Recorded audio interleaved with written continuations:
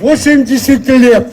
30 сентября 2022 года исполнилось со дня героического подвига подпольной комсомольской организации «Молодая гвардия», созданной 30 сентября 1942 года в городе Краснодаре, Ворошиловградской области, зверски замученных фашистами в январе 1943 года.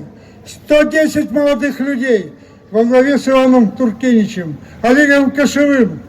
Младшему было 14 лет, воспитанные на советском патриотизме, отдали жизнь, как и многие их сверстники, за нас с вами.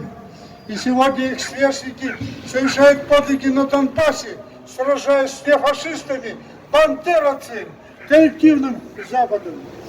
Сегодня, в день 29-й годовщины трагических событий 3-4 октября 1993 года, когда ельцинская клика расстреляла защитников советской власти, защитников Верховного Совета РСФСР. В результате произошел переворот, и к власти пришли олигархи, русофобы, которые погубили все лучшее, что было создано при советской власти. Но главное преступление, которое было ими совершено, очевидно. Это уничтожение социального государства и народовластия, и утверждение принципов социального неравенства. Эхом этого расстрела отдается и сегодняшний кризис. Помните, помним и не забудем. Истинная оценка тех событий не дана и сегодня. Но ныне русский мир восстанавливается. И мы с вами для этого проявим волю и мужество. 30 сентября 2022 года подписаны договора о вступлении в состав России, Донецкой Народной Республики, Луганской Народной Республики, Запорожской и Херсонской областей. Важно то, что вчера мы поддерживали Донбасс, Малороссию, а сегодня мы уже вместе. 8 лет мы шли к этому, КПРФ, республика, все делали, чтобы приблизить этот день. Совершенно справедливо звучат слова Геннадия Андреевича Зюганова. Нужно максимально менять социально-экономическую политику, чтобы более эффективно работали все предприятия, чтобы они укрепляли связи с трудовыми коллективами 4 важнейших регионов, которые сейчас в составе России, которые вошли в Россию. Там мощная экономика, наши соотечественники, которые вернулись на родину. Сейчас главная задача – это спасение и сохранение русского мира, борьба с нацизмом, американским глобализмом. Нам нужна сплоченность. Геннадий Андреевич Зюганов обратился ко всем нам объединиться во имя «все для фронта», «все для победы». Мы это осознаем всем сердцем, но назрело в обществе и много вопросов. Морально-психологический климат в стране, особенно эта большая роль принадлежит средствам массовой информации. Тревогу, атмосферу вызывает в средней и высшей школе.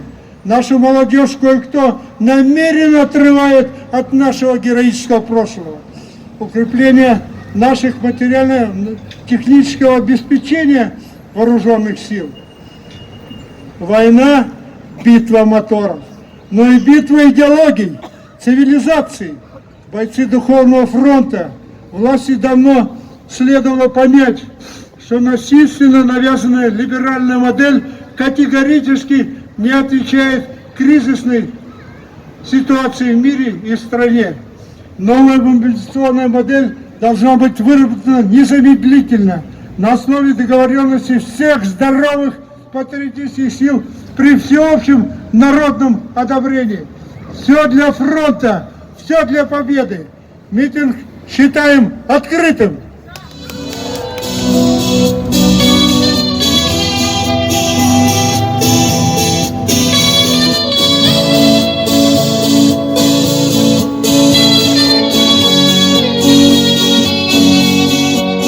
Который раз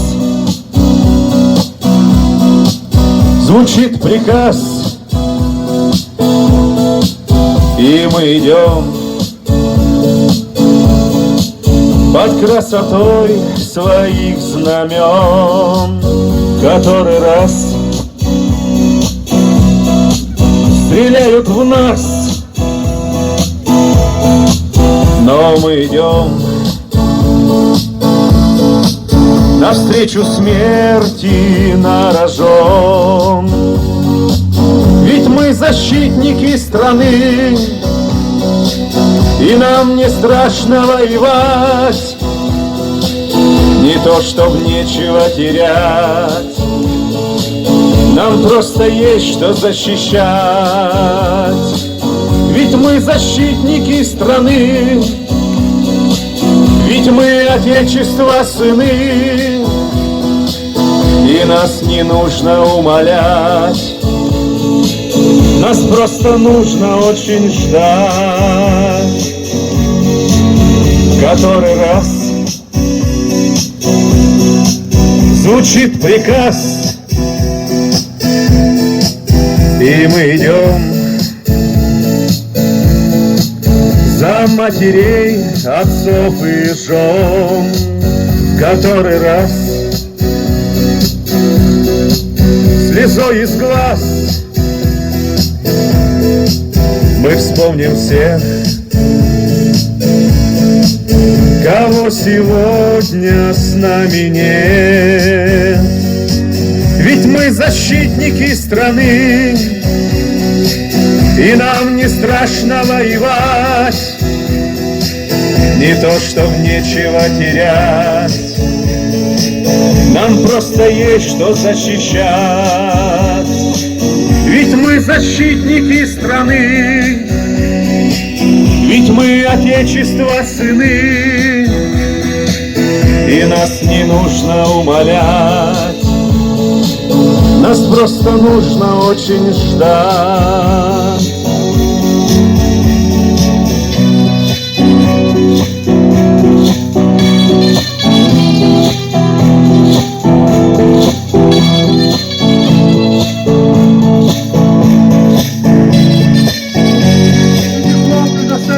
Артуру Алексееву, пожалуйста.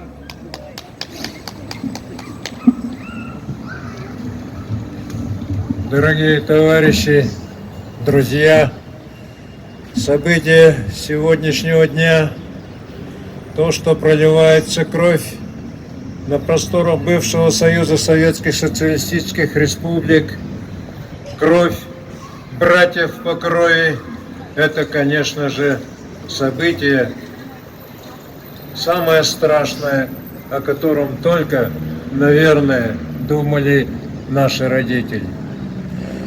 Сегодня некоторые говорят, в свое время наши отцы и деды не добили фашизм окончательно. Поэтому, дескать, сегодня фашистующие элементы на Украине развязали эту кровавую войну. Нет, добили, еще как добили, до самого Берлина дошли.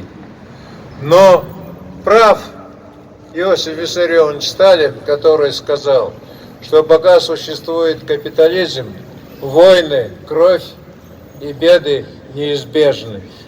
Вот сегодняшний день нам и показал, что капитализм не может остановиться на чем-то небольшом, на чем-то достаточном. Ему надо все больше и больше. И пожинает свою кровавую жатву. Кто поднял Гитлера в 30-х годах? Тот же Форд, те же капиталисты, те же миллионеры, те же миллиардеры. Они им дали в руки оружие. Вы же видите, как живет сегодня Америка.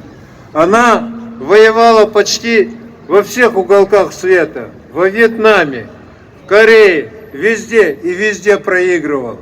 Везде ее изгоняли. Самый последний позорный проигрыш – это Афганистан, где они бежали, сверкая пятками. Так, думаете, сегодня нам будет легче? Сегодня они предпочитают воевать чужими руками. И сегодня происходит то, что на Украину поставляется миллиарды долларов вооружений, на миллиарды долларов. И это оружие проливает кровь братьев по крови, украинцев и русских. Должно это закончиться. Должно. И это должны закончить мы. А как мы закончим? Даже Путин признал, что именно развал Советского Союза, великой державы, привело к сегодняшней ситуации. Не развали Советский Союз, Горбачевская команда, Ельцинская команда. Сегодня единая могучая страна, и никто бы не посмел на нее даже косо посмотреть. Жаль, что нынешняя наша молодежь, ее не минует вот это страшное событие кровавых столкновений. Мы думали в свое время, что мы самое счастливое поколение, которое живет в условиях мира, социализма, братской дружбы многочисленных народов Советского Союза. Но видим, что буржуазия этого не терпит. «Разделяй и властвуй» – этот лозунг действует и сегодня. Несмотря ни на что, нам необходимо сегодня, хоть и белые медведи, занесенные в Красную книгу, сегодня здесь существует, быть им в Красной книге, но те люди, которые живут в нашей стране, должны объединиться. Пусть внешние силы не смогут нас одолеть и не одолеют, но до единства народа необходимо, чтобы власть была за народ. Только тогда возможно это единство, только тогда возможно это сплочение. Именно в годы Великой Отечественной войны страна победила всю военную силу всей объединенной Западной Европы благодаря братской дружбе народов, благодаря единству власти и народа. Я бы предложил от имени участников митинга потребовать, подтвердить, что Путин взялся за изменение внутренней политики, чтобы внутренняя политика способствовала единению государства, способствовала единению народа. Сила в правде – это уже известная истина. Правда за коммунистами. Надо следовать за теми идеями, которые предложила Коммунистическая партия Российской Федерации и передала это в Государственную Думу президенту Российской Федерации.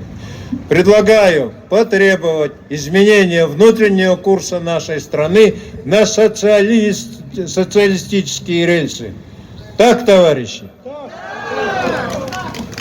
Вы обратили внимание, вот здесь мы, Коммунистическая партия Российской Федерации, представители Единой России. Мы здесь вместе, чтобы сплотиться против общего врага, как всегда было.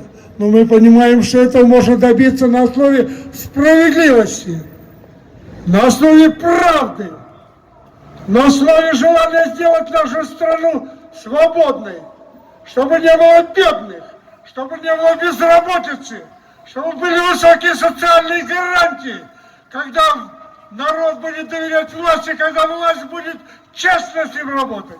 Поэтому здесь мы и вместе. Сплотимся на основе этого. Воплощать жизнь. Разрешите представить слово директору школы Аяну Васильеву. Пожалуйста. Спасибо. Уважаемые товарищи, я вот как работник образования, когда разговариваю с молодежью, всегда говорю, что присоединенные регионы, вернее, присоединенные бывшие регионы Украины, да, это на самом деле территории исторической Малороссии. Еще в 18 веке при Екатерине II они были присоединены к российскому государству. И мы должны понимать, что это не какая-то аннексия, а именно благодаря в результате референдума, в котором народ этих регионов выразил свою четкую позицию, они присоединяются к исторической родине, к России. У нас в школе учится мальчик из Донбасса, Никита Качан. Он восьмиклассник.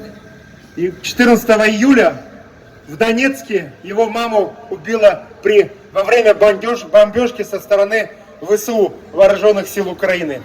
Его сюда привезла бабушка. И когда он нам рассказывал об этом трагическом случае, просто слезы вышли вот на лице вот моих коллег. Это было очень страшно. И таких судеб, к сожалению, сотни и тысячи. И с самого начала военной спецоперации я внимательно следил за нею. Радовался нашим успехам. Ну и, конечно, переживал неудачам. И вот сейчас я наблюдаю, и сейчас наступает именно очень тяжелый момент во время боевых действий. Сейчас мы должны понимать, что на Донбассе, на Украине с нами воюют уже вооруженные силы НАТО. Там далеко не украинцы уже воюют против нас. И я вот честно не понимаю, почему наши вооруженные силы не могут разбомбить железнодорожные подходы, мосты и так далее, чтобы все это вооружение, танки, гаубицы, все эти химарсы и так далее, чтобы они не подошли на фронт, где наши бойцы, солдаты героически сражаются. Вот этого я понять не могу. Я считаю, что вот сейчас, после официального оформления присоединения этих регионов к России, наша верховная власть должна проявить достаточную жесткость для этой борьбы против натовских сил. Если не мы, так они нас. Мы стоим на очень серьезном пороге выбора. Поэтому решимости и единства. Да здравствует Малороссия в составе исторической родины России! Ура, товарищи! Слово Артему. Артем, пожалуйста.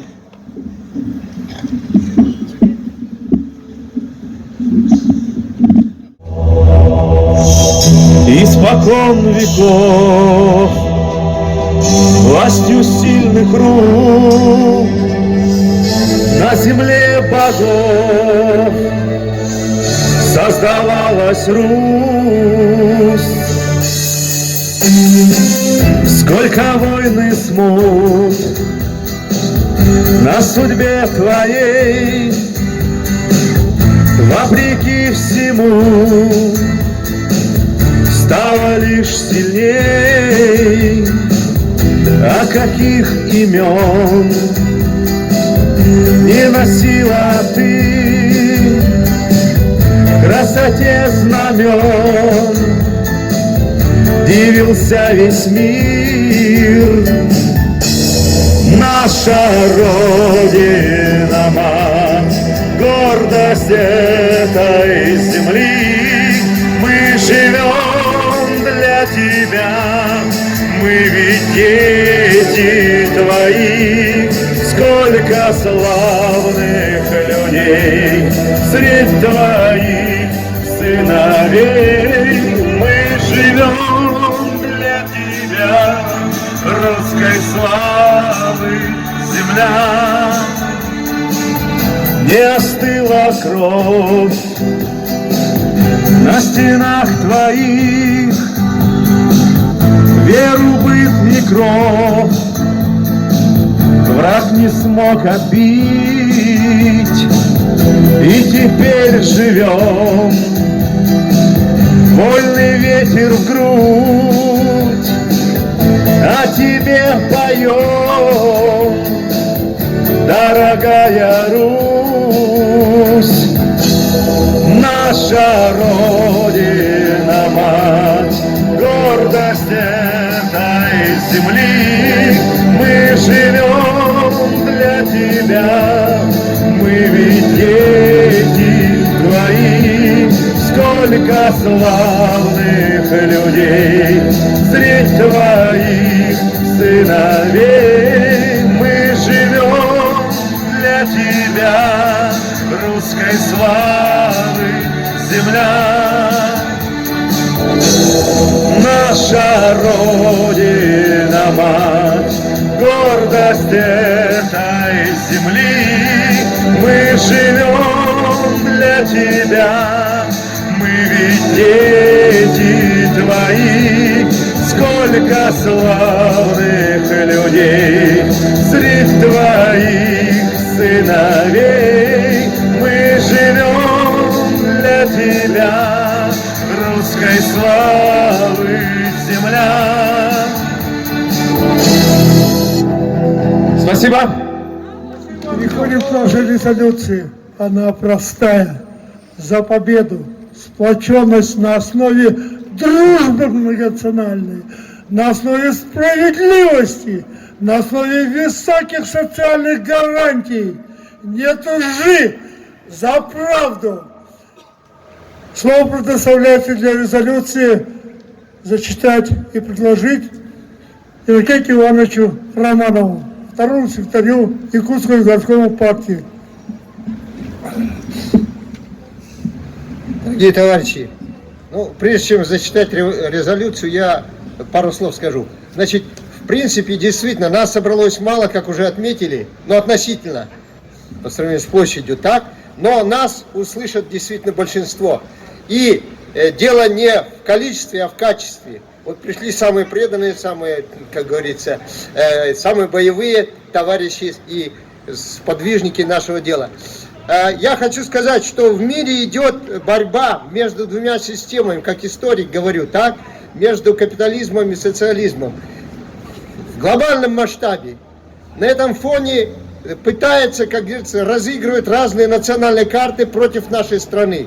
Но наша страна победит, потому что за ней правда, как правильно сказали, справедливость и, как говорится, действительно дружба народов. И это те символы, те, как говорится, наши лозунги, за которые будет стоять большинство населения планеты. Мы победим в любом случае. Запад еще, как говорится, пытается сохранить свое господство над миром, но этого у него не получится. А то, что он сталкивает народы, то, что заставляет нас действительно проливать кровь славянских народов, ну там, конечно, нацистов надо их уничтожать. Но, в принципе, мы должны стоять за то, чтобы разрушенный Советский Союз, в конце концов, возродить, снова восстановить, и чтобы это государство было лучшим в мире. Ну, а теперь о резолюции. Так. Хорошо, ага. Да, значит, мы собрались по двум поводам, вы знаете. Первое, это в память о защитниках о последних защитниках советской власти, можно сказать, да, не считая нашей партии, которая продолжает борьбу, да, которые стояли за сохранение советского парламента, советской конституции, но, к сожалению, значит, новые злые силы во главе с Ельциным и так далее, они одержали тогда победу. Но это временная победа. И второе, мы собрались действительно, чтобы поддержать наших, как говорится, бойцов, которые участвуют сейчас в освобождении Украины от нацизма. И в связи с этим я должен сказать, что тут уже говорили, что с 2014 года, вот с тех пор, как произошел этот Майдан, Якутия помогает всецело Донбассу. Вот Виктор Николаевич Губарев непосредственно принимает участие 8 лет, гуманитарная помощь по всем направлениям. А с 24 февраля этого года наша республика, как и другие регионы страны, вот особенно с мобилизацией, а до этого добровольческие отряды, мы боремся за Украину с нацизмом. Мы боремся за Донбасс, за освобождение народа Украины от этой мерзости. Поэтому я хочу зачитать последние лозунги, которые призывает нас партия. За сильную независимую Россию. Вместе мы непобедимы. За социалистическую родину. За власть народов и политику национальных интересов. За нашу общую большую победу. Ура, товарищи! Ура!